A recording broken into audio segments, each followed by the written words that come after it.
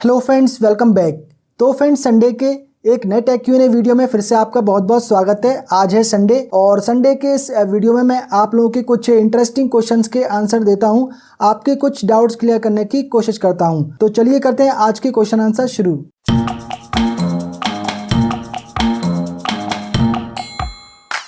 तो पहला क्वेश्चन आप लेते हैं प्रकाश भाले राव जी का। ये लिखते हैं कि सर मुझे टीवी लेना है 55 इंच एसर कंपनी का टीवी, लॉन्ग लाइफ है क्या? एलजी टीवी लेना था लेकिन बजट कम है, लॉन्ग लाइफ बजट टीवी बताओ। ये जो यूट्यूबर टीवी रिव्यू करते हैं उनसे टीवी अगर लें तो कितने में देते हैं? प्रकाश भाले राव जी, एसर टीवी आप ले सकते हैं। एसर के टीवी अच्छे होते हैं, थोड़ा सा स्लो चलते हैं लेकिन टीवी ठीक ठाक रहते हैं। देखिए, टीवी की लाइफ के बारे में तो बता पाना काफ़ी मुश्किल है। अब देखिए, एक टीवी मॉडल है, उसके कुछ टीवी यूनिट 4 साल 5 साल चल जाएं, लेकिन कुछ टीवी 2-3 महीने में भी ख़राब हो जाते हैं। तो इलेक्ट्रॉनिक आइटम का कोई भरोसा तो होता नहीं है। अभी देखिए, सोनी के टीवी में कंप्लेन आ रही है कि 1-1 2-2 महीने में सोनी के टीवी ख़राब हो रहे हैं। तो बजट टीवी के बारे में फिर क्या कहा जा सकता है। बाकी आप एसर टीवी ले सकते हैं, व्यू के टीवी आप ले सकते हैं। व्यू के टीवी की लाइफ ठीक ठाक रहती है, क्वालिटी ठीक रहती है, सर्विस भी उनकी थोड़ी सी बेटर मिल जाती है। और यहाँ पर आप बात करें कि यूट्यूबर जो रिव्यू करते हैं उनसे टीवी अगर लें तो कितने में देते हैं। देखिए, अब वो यूट्यूबर अलग अलग यूट्यूबर पे डिपेंड करता है। किसी को अगर बहुत ज़्यादा इनकम हो रही है यूट्यूब वीडियोस से और प्रमोशन वीडियोस से तो वो थोड़े सस्ते में दे देते हैं, और जिनको इनकम थोड़ी कम हो रही होती है तो वो थोड़े से ज़्यादा पैसे में देते हैं। अब किसी का कह नहीं सकते। अगर उन्होंने खुद से टीवी परचेज़ किया है और ख़ुद से टीवी परचेज़ करके वो रिव्यू कर रहे हैं तो डेफिनेटली वो आपको थोड़ा सा महंगा देंगे, वो ज़्यादा लॉस में उसको सेल नहीं करेंगे। लेकिन अगर ब्रांड की तरफ से उन्हें फ्री टीवी मिला है और वो टीवी उनके पास ही रहना है तो हो सकता है कि वो थोड़े से कम प्राइस में आपको दे दें। सबके अपने अपने बजट होते हैं, उस हिसाब से ही वो आई थिंक सेल करेंगे। अगला पे क्वेश्चन लेते हैं सौम्यदीप चटर्जी का। ये लिखते हैं कि सर एलईडी टीवी स्टेबलाइजर के साथ मल्टीप्लग यूज़ करके मल्टीपल डिवाइस कनेक्ट कर सकते हैं, ये करने से डिवाइस ख़राब तो नहीं होगा? सौम्यदीप जी, देखिए, आप मल्टीप्लग लगाकर अलग अलग डिवाइस एक ही स्टेबलाइज़र में कनेक्ट कर सकते हैं, लेकिन स्टेबलाइज़र की कैपेसिटी को आप ज़रूर देखें कि वो कितने एम्पियर तक लोड ले सकता है। उतनी एम्पियर तक की डिवाइस आप उसके साथ कनेक्ट करें। मान लीजिए कि 6 एम्पियर का है या 4 एम्पियर या 5 एम्पियर मैक्सिमम लोड ले सकता है स्टेबलाइज़र, तो आप कोशिश करें कि उस पर 2.5 एम्पियर और 3 एम्पियर तक का ही लोड उस पर अप्लाई करें। बाकी मल्टीप्लग लगाने से डिवाइस तो ख़राब नहीं होंगी, लेकिन स्टेबलाइजर के लोड को आप ज़रूर चेक करें, उसके अकॉर्डिंग ही उस पर डिवाइस कनेक्ट करें। अगला यहाँ पे क्वेश्चन लेते हैं यश जी का। ये लिखते हैं कि I have budget around 40 K, narrow down choice to Toshiba 650 MP39 के, हाइसेंस E7 के प्रो 39 के, LG UR 8044 के, TCL C61B।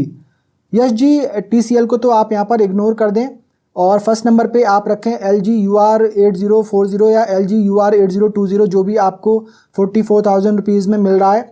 सेकंड नंबर पे आप तोशिबा 650 MP मॉडल को रखें, वो भी अच्छा टीवी है। तो LG UR 8040 और तोशिबा 650 MP इनमें से आप परचेज़ कर सकते हैं। LG UR 8040 हो सकता है, 8020 हो सकता है, 8050 हो सकता है, जो भी आपको 44 में मिल रहा है वो आप यहाँ पर ले सकते हैं। अगला यहाँ पे क्वेश्चन लेते हैं मुकेश कुमार जी का। ये लिखते हैं कि सर सैमसंग और सोनी के साउंड बार में कौन सा बेस्ट है, प्लीज़ सजेस्ट। मुकेश कुमार जी, यहाँ पर आपने मॉडल नंबर मेंशन नहीं किया है कि सैमसंग के कौन से साउंड बार की आप बात कर रहे हैं और सोनी के कौन से साउंड बार की आप बात कर रहे हैं। जनरली अगर देखें तो जो सोनी के ऑडियो सिस्टम होते हैं, साउंड बार हैं या अदर ऑडियो सिस्टम है या सोनी के एलईडी टीवी का ऑडियो आउटपुट जो होता है तो वो बेस्ट होता है। मतलब ऑडियो क्वालिटी में सोनी का कोई तोड़ आपको नहीं मिलेगा। जो ये कैटेगरी है, मीडियम कैटेगरी ऑडियो में बोल सकते हैं इसको, Sony, LG, Samsung, Panasonic, Philips, इस कैटेगरी में जो आते हैं तो सबसे बेस्ट जो ऑडियो क्वालिटी है वो आपको सोनी के साउंड बार में ही मिलती है। फिर इसके बाद हायर वर्जन पे जाते हैं, वो हारमन कार्डन प्रीमियम ब्रांड में आ जाता है और उसमें ओनकायो के आ जाते हैं, तो वो थोड़ी सी अलग रेंज हो जाती है। लेकिन इस कैटेगरी में अगर देखेंगे तो सोनी के बेस्ट साउंड बार होते हैं। अगला यहाँ पे क्वेश्चन लेते हैं अरविंद कुमार जी का। ये लिखते हैं कि सर जी, सोनी X82L और LG QNED 83 में कौन सा बेस्ट है 55 इंच में? अरविंद कुमार जी, यहाँ पर मैं आपको सजेस्ट करूँगा कि आप LG QNED 83 मॉडल परचेज़ करें। काफ़ी बढ़िया पिक्चर क्वालिटी इसमें मिल जाती है। LG की नैनो कलर सेल टेक्नोलॉजी और सैमसंग QLED टीवी टेक्नोलॉजी दोनों को यहाँ पर एक साथ इंटीग्रेट किया गया है, तो डेफिनेटली यहाँ पर आपको पिक्चर क्वालिटी बेटर मिलने वाली है X8012 के कंपैरिजन में। अगला यहाँ पे कमेंट लेते हैं सैंडी श्रीवास्तव जी का। ये लिखते हैं कि भाई इंस्टॉलेशन वाले जो भी प्रॉब्लम होगा वो ईमेल कर देते हैं, आप अधूरी जानकारी दे रहे हो क्योंकि ऑन आपको नहीं करना है, वो इंस्टॉलेशन वाले ही करते हैं। तो मैंने एक वीडियो बनाया था कि एलईडी टीवी की ओपन बॉक्स से डिलीवरी अगर आप ले रहे हैं तो आपको क्या क्या चीज़ें ध्यान में रखनी चाहिए। ओपन बॉक्स डिलीवरी के दो मेन पर्पज़ हैं। एक तो कि जो चीज़ आपने परचेज़ की है वो सेम चीज़ उस बॉक्स के अंदर है या नहीं है, कोई दूसरा आइटम तो नहीं है, कोई एक्सेसरीज़ वगैरह वहाँ पर मिसिंग तो नहीं है। और दूसरा इसका मेन पर्पज़ है कि वो जो चीज़ आपने मंगाई है वो डैमेज तो नहीं है। तो किसी भी अदर प्रोडक्ट की ओपन बॉक्स डिलीवरी अगर लेते हैं तो वो बाहर से पता लग जाता है कि ये डैमेज तो नहीं है, उसको आप इजीली चेक कर सकते हैं। रेफ्रिजरेटर परचेज़ कर रहे हैं, वॉशिंग मशीन परचेज़ कर रहे हैं, उसकी ओपन बॉक्स डिलीवरी आपको मिली है तो बाहर की साइड से आप देख सकते हैं। फ्रिज को आप खोल कर भी देख सकते हैं कि भाई उसमें कोई डैमेज तो नहीं है। लेकिन एलईडी टीवी का जो पैनल होता है, जब तक आप टीवी ऑन नहीं करेंगे वो आपको पता नहीं लगेगा कि ये डैमेज है या नहीं है। कहीं पर भी क्रैक अगर पैनल में आया हुआ है तो वो टीवी ऑन करने पे ही पता लगता है। तो कई सारे केसेस में ऐसा देखा गया कि कुछ लोगों ने ओपन बॉक्स डिलीवरी ली थी और उसमें पैनल डैमेज था लेकिन उन्होंने चेक नहीं किया, लेकिन जब इंस्टॉलेशन करने के लिए पर्सन आया उसने जब टीवी को ऑन किया तो वो टीवी का पैनल डैमेज निकला और उनको उसका रिप्लेसमेंट फिर नहीं मिला क्योंकि आपने चेक करके लिया था कि टीवी में कोई डैमेज नहीं है। ऐसे एक नहीं कई सारी कंप्लेन आई थी, उसके बाद ही मैंने ये वीडियो बनाया था। तो इन भाई का यहाँ पर कहना है सैंडी श्रीवास्तव जी का कि मतलब आप अधूरी जानकारी दे रहे हो, आपको सिर्फ ओपन बॉक्स डिलीवरी लेके वो टीवी रिसीव कर लेना है। अगर वो डैमेज निकलता है तो वो इंस्टॉलेशन वाला जो आएगा वो आगे ईमेल करके देगा। वो भी ईमेल नहीं करते हैं। कोई बहुत सही पर्सन अगर वहाँ पे मिल गया तो हो सकता है कि वो ईमेल करे, लेकिन अगर वो भी ईमेल करेगा तो ओपन बॉक्स डिलीवरी का जो मेन पर्पज़ है कि चीज़ आपको डैमेज मिली थी या नहीं मिली थी, उसको आपने ओके कर दिया, ओटीपी आपने दे दिया कि आपने टीवी रिसीव कर लिया कि टीवी डैमेज नहीं है और बाद में वो डैमेज निकलता है उसका पैनल, तो फिर उसको कैसे वेरीफाई करा जाएगा।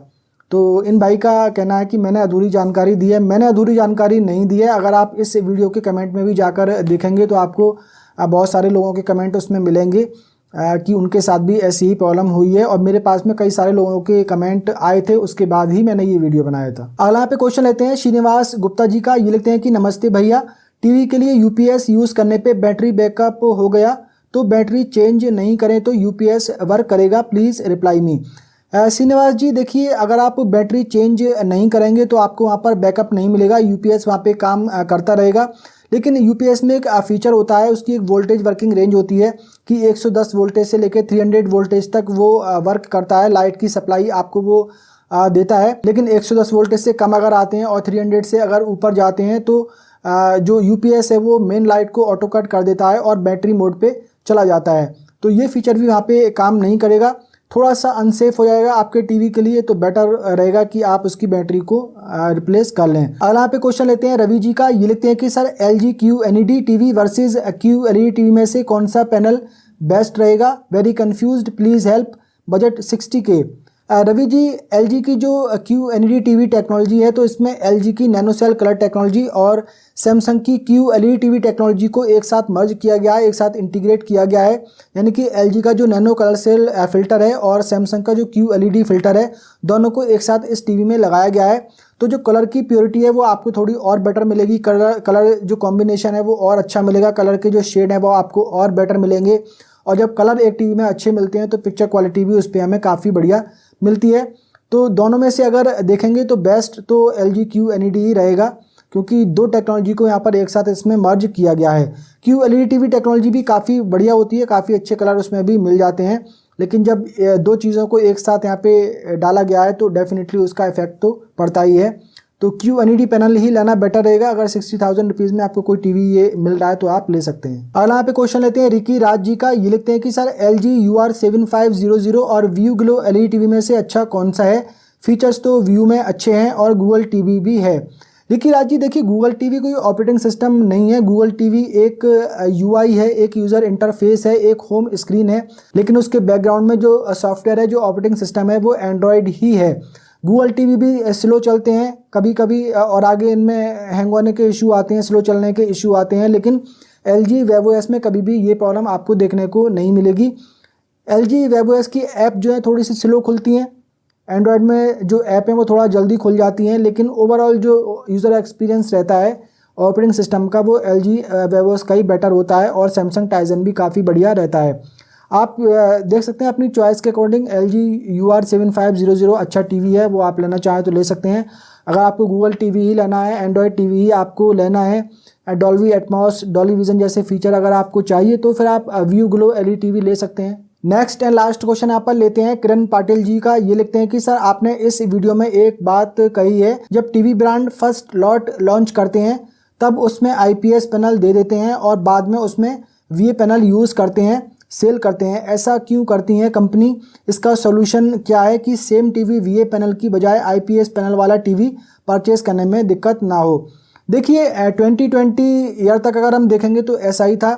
LG के जो टीवी थे वो IPS पैनल के लिए ही जाने जाते थे। LG की टीवी की USP थी IPS पैनल, तो आंख बंद करके LG का टीवी हम परचेज कर सकते थे, उसमें हमें IPS पैनल ही मिलता था। LG के बॉक्स पे भी लिखा हुआ आता था IPS पैनल, और टीवी पे जो स्टिकर लगा रहता है साइड में उस पे भी IPS पैनल मेंशन किया जाता था, और LG की वेबसाइट पे भी IPS पैनल ही मेंशन किया जाता था। कोरोना के टाइम पे देखा गया कि LED टीवी की डिमांड काफ़ी बढ़ गई थी और टीवी के पैनल की शॉर्टेज काफ़ी ज़्यादा हो गई थी। उस टाइम टीवी के जो प्राइस थे वो भी इंक्रीज़ हो गए थे और टीवी के जो पैनल थे उनके प्राइस काफ़ी ज़्यादा इंक्रीज़ हो गए थे और बहुत ज़्यादा शॉर्टेज चल रही थी।